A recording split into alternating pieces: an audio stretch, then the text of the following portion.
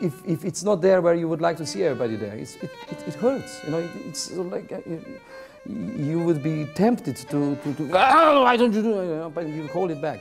And then, because you do this inner gesture, that has a power release. You know, it releases certain power that jumps the spark without words. Miha Pogačnik, you had every participant, every single participant on your lips. You had their ears, you had their brain.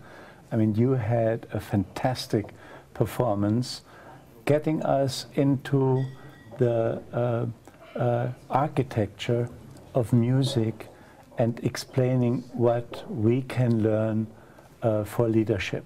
You decomposed a genius, Bach, with some pieces, and began to explain what sort of architecture we can find in the music, in the Bach music, that would suggest thoughts for leadership. Yeah. And you are a great chart painter.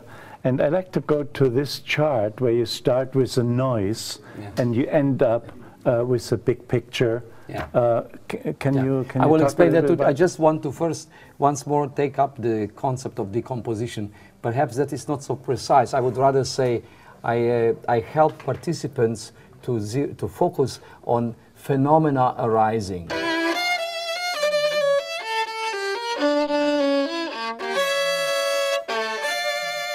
And it ends with this. Yam, pa, wow. What kind of feelings are being created through those gestures? This is what I try to sort of bring up in detail with participants. And because we do that in steps, by the time we come to an end and then I have performance, suddenly the performance is listened to in a very different ear, with different ears. Now, speaking about this progression, I was just trying to say that in our everyday listening, we are not very active. We are passive. We react in our listening. About noise is just my concern that the world is very full of machine noise, artificial noise. So in the gentle music doesn't have much chance in that environment. But what I want to say about this level of listening, I call reacting. This is a passive way of listening. We too often take music as a background, lovely tinted feeling while you perform other acts. And that is something that, of course, everybody can do. It's just, don't call it listening. The listening only begins when you rise above this reactive attitude and you actually make a jump into the musical process, such kind of jump where you decide not to constantly come back to yourself, but you are in it, and that you permit that it forms you. Yeah. So you are in the process, and that sort of takes you on as a river and forms you in with its wonderful phenomena. And if that can be still exceeded, or the bar line can still be pushed one level higher, then I would say this, which is full of feelings and experience, becomes at the same time perception. So you still are fully involved, but somewhere you are a cool observer while you are involved. And that is the kind of state of mind that a responsible performer must attain, because you must be fully involved or you are not authentic. At the same time, you have to be somebody who is within, fully on guard and guiding the whole process. And that is the one who also reaches out to beginning and the end of the masterpiece when you perform. So you really are embracing the totality while you are fully concentrated into detail. Yeah. So this is the kind of leadership, state of leadership, where you do not just enjoy music and you're not just very good at detail and technicality and so on, but you actually know how to relate all the parts to one greater, bigger totality. And therefore, as a leader in organization, you see a product or project from the beginning to an end, or maybe even the company from the beginning to an end.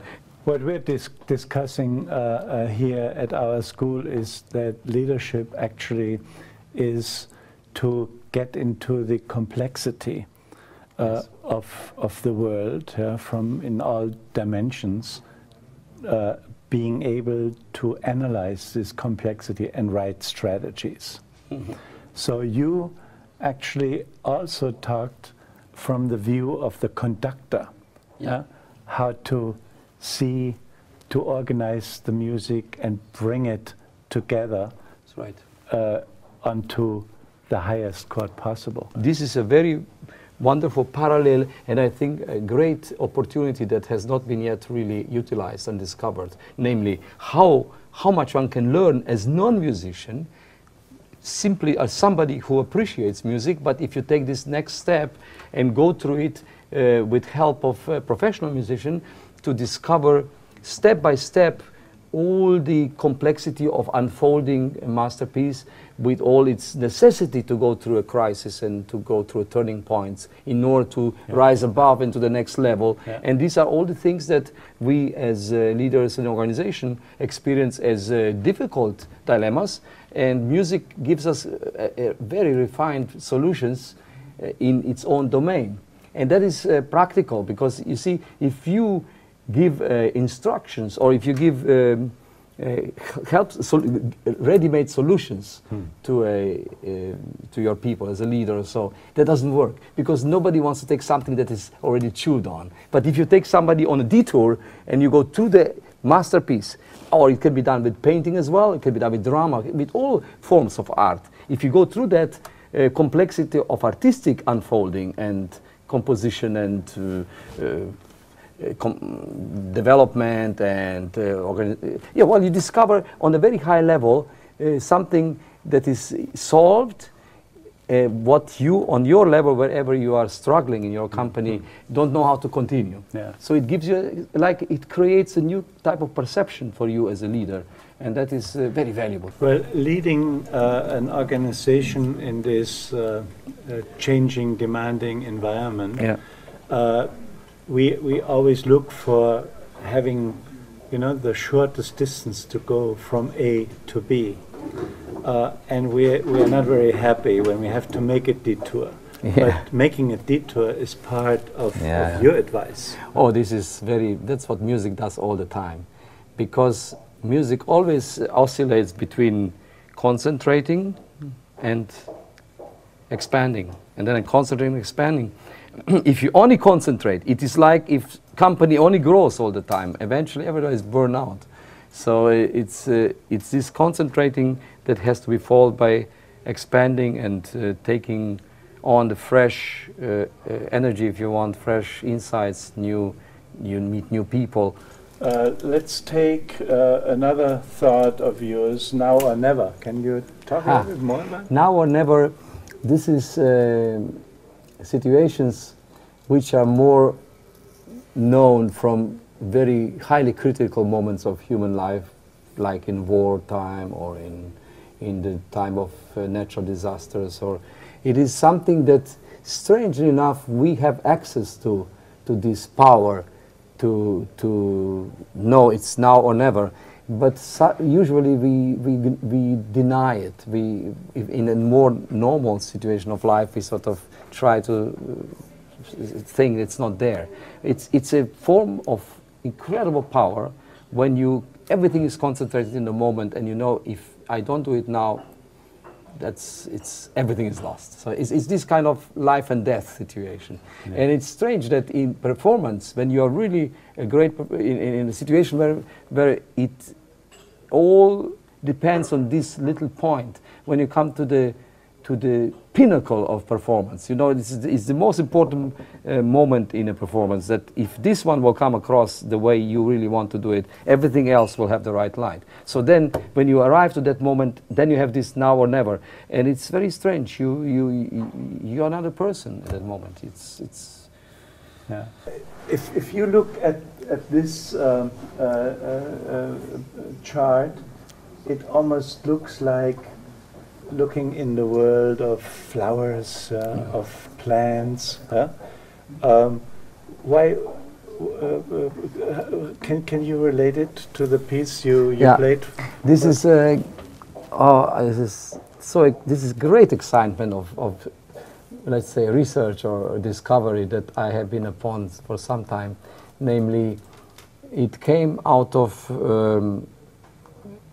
endeavor to always search for the four elements in music as we know them in the nature, the element of earth, of water, of air, and the fire. That these four elements. The Chinese also have the wood. No? They have five. But the quality of these conditions can be beautifully heard in the musical text all the time if you are attentive to it. Yeah. So I'm always looking for the progressions in the music to notice how the texture is changing, because it's always fluent, it always flows, the music, yet it is changing. And then you are watching, where is the threshold, where is the change? How did it occur that suddenly it is airy and before it was flowing like a water? Now it has airy quality. And now where has been the warmth in all this process? So in this way of observing musical process in terms of elements, of course, then you come to the next level, observing the same thing. You see then world of the minerals and plants and animals and human world. You have again progression. And if you then look at the plants themselves, you can see the same progressions. You have roots, you have leaves, you have flower, and you have fruit, and you have seeds. So you have again this, as Goethe describes, metamorphosis of plant. And again, you can hear that in the musical process as well. I was recently doing something like that with the symphony orchestra when I had European Union environment ministers sitting in the orchestra, as you have experienced as well. And I showed them how you can hear in the Beethoven Violin Concerto, there's a particular section where you go really from the roots to the leaves to the flowers and then to the fruit, incredible power, and then the seeds. So, and if you go through this, you discover that world is one. That if music is there as a masterful composition, it arises out of the elements of nature, except it is individualized because it goes through genius composer. Yeah, so you can see how there is no division. The art is not something just by chance or voluntary. Art is something that truly evolves the world further. And what can I say? It is a awesome discovery that art is something almost, one could say, where the nature stops, art continues. Yeah. It is really good as aesthetics when you say that art takes off when the nature stops, because nature returns in cycles all the time, always in cycles, and cannot break through this cycle. And artist takes all these elements and they bloom and develop further. Yeah. So in this way we are part of nature, we are completely engulfed, and we are nature outside, inside. It's all nature, except art makes us truly, or helps us become more human. Miha, thanks so much for being here and helping us to get more insights into I thank you just as well, because all learning occurs on action, at least for me, for definitely. Yeah. So the opportunity to work with your great group and to be able to exchange ideas with you, this is so wonderful, because I learned in the process just as well, so it really goes both ways. So thank you very much. Well, we hope to have you back for class 3, which will be actually the Keith Reinhardt class, who will be the godfather of class 3, starting in November. Huh? Very nice. You need to get a great piano for this, because next time I will come with pianist.